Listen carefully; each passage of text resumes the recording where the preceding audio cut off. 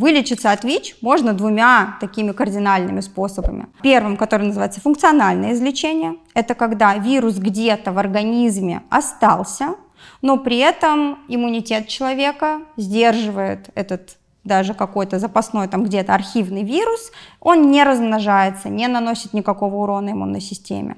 И второй вариант — это полное излечение. Сделать как-то так, чтобы вируса в организме не осталось вообще. По-видимому, вот у каких-то из людей действительно наступает полное излечение. Вот, например, Тимоти Браун, у него не находили даже в архивах активную какую-то ДНК вирусную и даже неактивную. То есть вирус исчезал отовсюду. Но часть из этих людей достигала функционального излечения. Предсказать его невозможно пока что. То есть мы можем предложить людям прекратить прием терапии и посмотреть, что будет. В большинстве случаев мы так не делаем. Можно случайно дать ложную надежду, и вообще можно внести такую как бы порочную практику, что терапию можно бросать.